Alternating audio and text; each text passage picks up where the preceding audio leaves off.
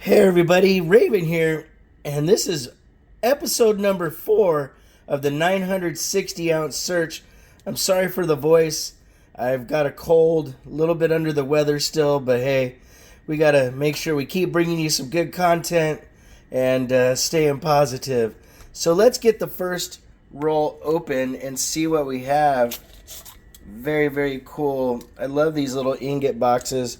Looks like we have a group of Johnson Matthey's vintage, and they have the reflective backs. So these are really old because a lot of the modern ones have security stuff on there, say JM across the back and whatnot. But these are really cool because you would have been able to get these engraved and customize them.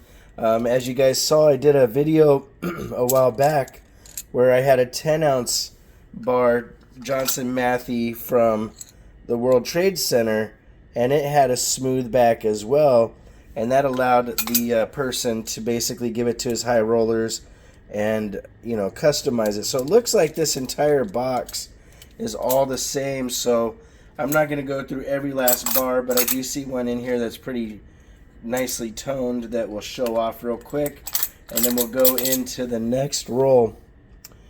There you go. It's got some really cool rainbow toning on the edge. Reverse it, and that's just a little condensation from my sweaty hand. So that is 20 ounces right there. We're going to go through another one, and hopefully there's some variety. This is a National Assayers on the very top. This is out of Canada, for those of you that did not know about the National Assayers.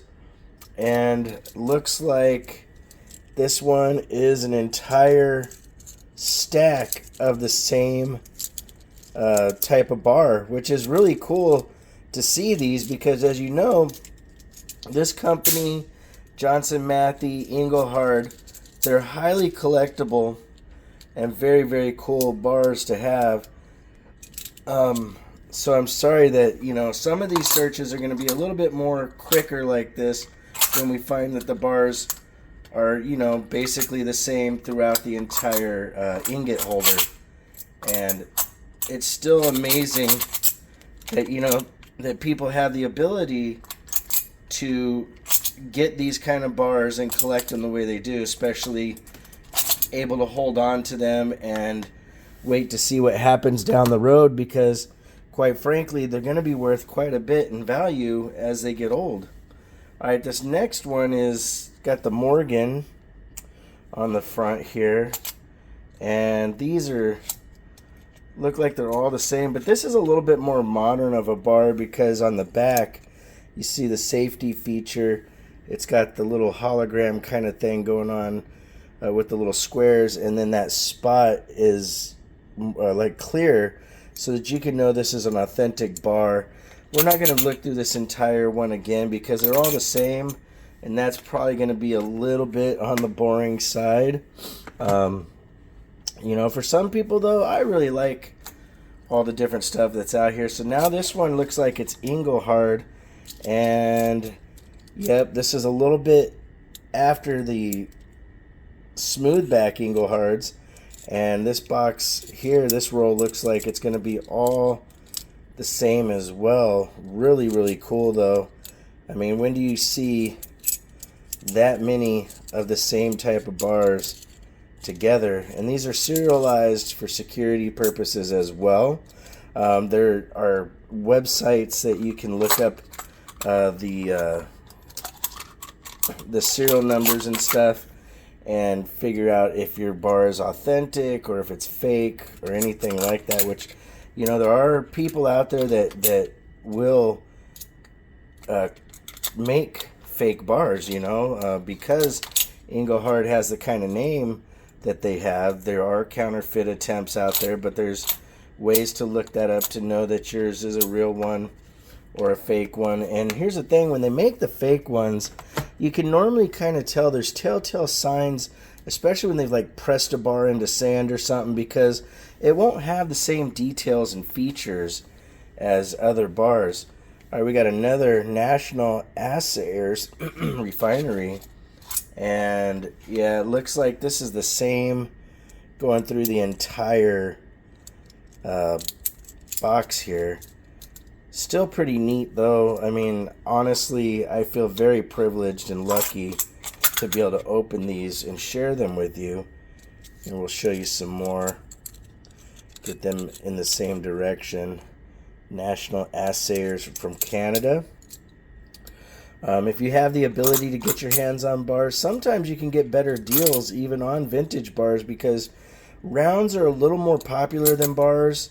I'm not sure why, because, you know, bars are meant to be held and handled, and it seems that a lot of people like rounds because they hold a different kind of value. They're less frequently handled. Oh, we got some art bars here, so here we go. Cool.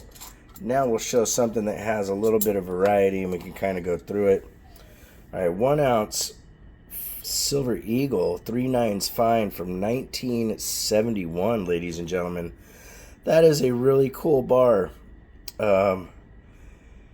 And it says redeem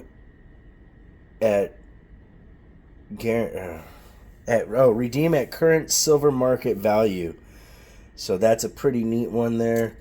We have this really cool looking, I think that's a yin and yang, or yin and yang symbol right there as a security feature. This one's not as old. Looks like it's 2016. It's got a little panda and baby panda on the back. Then we have this really cool international silver 1 ounce bar. 1 fine troy ounce with some beautiful toning. Another one of those Morgan bars. We have Easter, and this is from Silvertown, ladies and gentlemen, so that's pretty darn cool. The Morgan bars, we've seen a bunch of those, so I'm not going to go back over them, but I will show any of the art bars that are in here. Very, very cool. Got another eagle on it, and this is a breaker bar, where you can break this in half and have a 1/2 ounce of silver on each side. That's really cool for if you ever needed some silver for trading and you didn't want to give up the whole ounce, you could give up a 1/2 ounce. All right, this next one is an international trade unit, 1 troy ounce. And it has the security feature on the back with the 3/9 fine. We have a very, very cool, another eagle bar.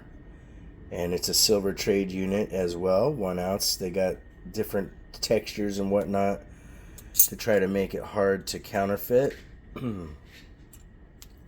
We have a Libra bar. That's really cool. That's like almost proof-like. 1 ounce troy on that side, and on this side it's so reflective and shiny, and it's got the nice cameo to it. So that's pretty cool. We have another silver trade unit as well. And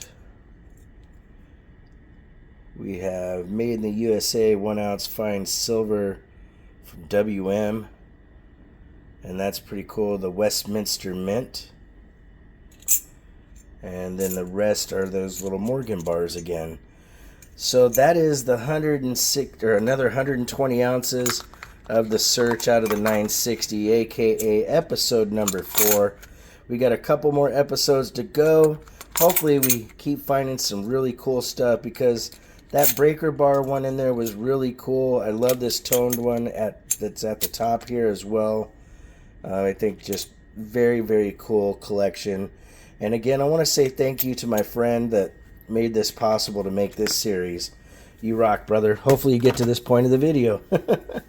All right, if you want to correspond, it's RavenHawkCoins@gmail.com. P.O. Box is 721-296, Norman, Oklahoma, 73070. Like always, please take care of one another, and we'll see you real soon. RavenHawk Coins, have a great day.